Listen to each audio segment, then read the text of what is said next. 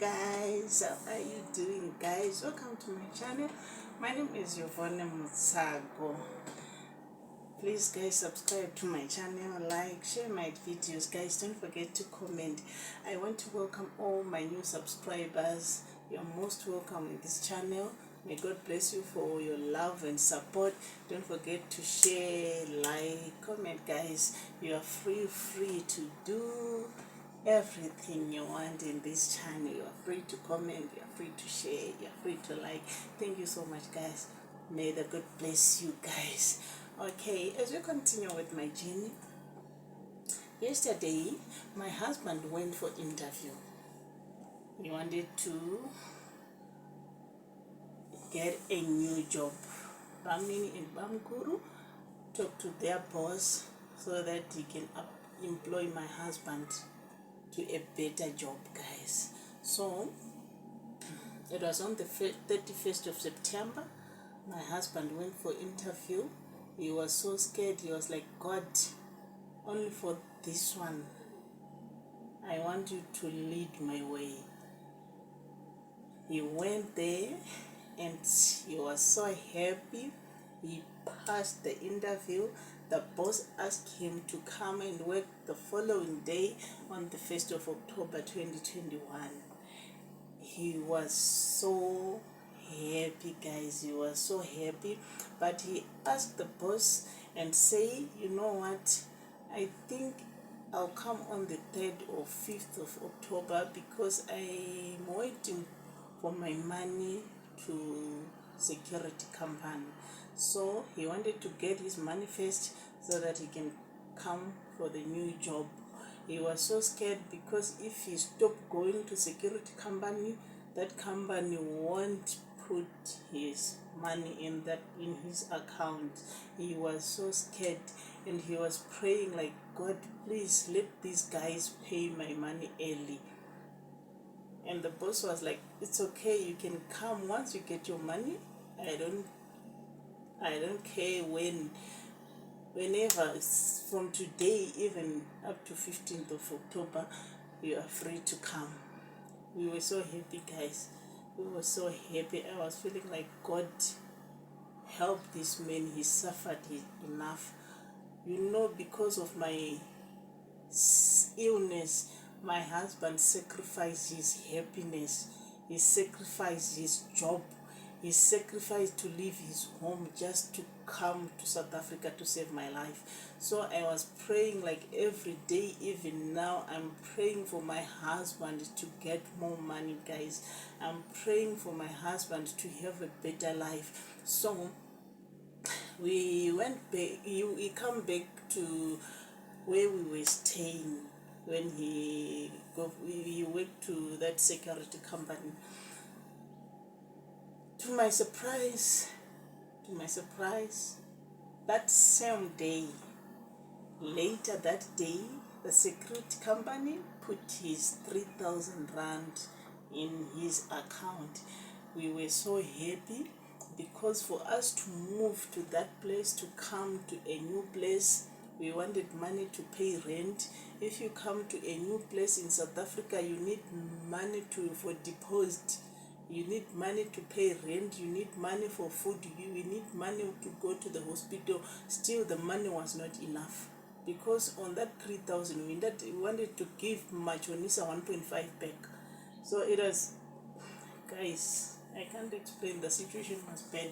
But we thank Bamnini and Bamkuru. They borrow us money to cover all those things and money for us to go to the hospital for the whole month of October. So the following day, Bamkuru and Bamnini come with their car, shift us from our old place to our new place. We were so happy guys. We were now staying to a new place guys. We were now staying to a new place. So the following day, he get up, he went to work. The boss was so lovely. I want to thank that boss guys. May God bless you boss. I want to thank him. So he started working from 1st of October. On the 30th of October, he received his money. And he said, you know what? I want wanted to find someone to take you to Zimbabwe. I want Mama and you to go and see the kids and your parents. I was so happy, but he said, I can't allow you to go alone. If you can't find someone to take you to Zimbabwe, you are not going. And for him to take me to Zimbabwe, it was not possible because he just worked for 1 month. You can't look for a job, work for 1 month, ask for your boss to go to Zimbabwe. It was impossible that way. So I was like, you know what, I can go. I was begging him every day. He ended up telling my sister and say, you know what, Meguru, she asked me to go to Zimbabwe alone. My sister was like, no, that one is impossible. She can't go. She can't. I was like, what can I do? I was thinking of so many things, so many plans. I was thinking of going to see my kids and my mother, and my greatest fear was my kids. I was like, my kids, are they going to accept me like this? That was my greatest fear, especially the smaller one. She was still small. I thought because of this disability, she won't come closer to me because of this status of mine. So I begged my husband this other day, and I said, you know what, baby, let's find someone to take me to Zimbabwe. She said, who? I said, you know what, I can go alone, man. You can tell my sister that it's your relative. Your sister's daughter is taking me to Zimbabwe. She don't know everyone from your family. And he said, no, we can't. I beg him like every day. So this other day, it was month end of October, we were coming from the hospital for my checkup. Like always, we take a taxi from Barra to Joburg. We went to Newtown bus rank. We were looking for a better bus to take me to Zimbabwe. We talked to this other guy from Laud's bus, and we say, you know what? He said, my husband was talking to him, and he said, I want you to take my wife to Zimbabwe with your bus tomorrow. Is it possible? She is going alone. And we say, it's fine, we can go with her. It's fine. But she can't walk. What if she want to go for recess, like toilet? My husband was like, that's the main reason why I came to talk to you. And the conductor said, you can use a bucket. You bring a bucket with the lid, you just put Stay Soft soap, and she can use that. When people going out for recess, she do her recess inside the bus. And the following day, we prepared everything. We went to the bus rank. We get inside the bus. My sister was calling now, and I was like, Sisi, I'm going to Zimbabwe today. And she said, who are you going with? And I say, the daughter of my sister's husband. I say, okay, can I talk to her? My sister she's very strict even today. And I say, I was thinking fast, and I say, she go to the toilet. I was lying, guys. God, please forgive me. That day I was lying. I wanted to go and see my parents. So that time I get inside the bus, I found the conductors prepare a nice 3-seater and said, you're going to use this seat alone.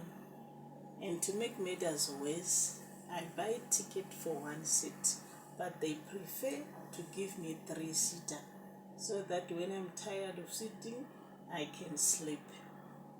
I come with a blanket, I prepare. My husband was preparing everything. He wanted my place to be a comfortable place. It was so nice, guys. I want to thank God for my husband. He sacrificed everything just to save my life. So we went to Zimbabwe like that. I was so happy. I didn't come down from the bus from Joburg until Mutare. The following day, I meet my brother and his wife waiting for me. They pick me up with the car. We were now going to see my kids and my parents.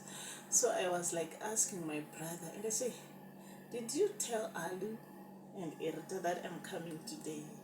They say, no, we didn't tell them. I want to see their reaction. That's my brother there, and he was also crying. He was trying to be strong, but he was so emotional. He was crying, guys. So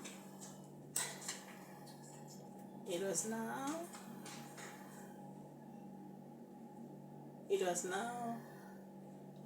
10 o'clock midnight. That's the time we get home. And to my surprise, I see my daughter coming out of the house with my mother. And I was like, maybe my mother told her. She come and she look at me and say, Mama, where are your fingers? And I said, Doctor cut my fingers. He said, okay. I was wearing those artificial legs. She didn't notice I don't have legs also. She was like, go, I'm going to sleep with my mother today. You know, my tears were flowing. I was like, God, is she going to accept me if she also found that I don't have legs? We went to where I was going to sleep. I take off my legs, my hands. She already saw my hands. She was like, Mama, where are your legs? And I said, Doctor also cut my legs. She said, okay, I remember those days your legs were so paining. So that's the reason why your doctor cut it. And I say, yeah. I said, okay. She didn't even care. She didn't look like she's emotional. She was like, I want to sleep with you today. I sleep with my daughter for the first time after amputation. I was crying, guys. I was like, God, what about my son? The following morning, my son came. I said, hello, Mama. He said, where are your fingers? I said, I don't have fingers. The doctor's cut off my fingers and my legs. I was like, Mila, come and see. My brother's son. Come and see. He came and was like, how? What's wrong? They were so surprised, but they didn't look like they are scared to see me like this. They were so happy. For that day, my son was talking to everyone. If he found someone walking, passing by the road, he was like, come and see, my mother is back. My mother is coming. He was so happy, and I was so happy to meet my kids, guys. I was so happy. That was my greatest fear. My prayer now was like, when am I going to stay with my kids? When am I going to stay with my kids? Because for me to go and stay to Zimbabwe is difficult, because in this hospital, Bara, they open a lifetime file. They say they're going to discharge me when I die. So my life now is in South Africa. So I was like, how am I going to approach my kids, my parents, so that I can take my kids? Because my mother used to say, you see, you can't work now. You can't work.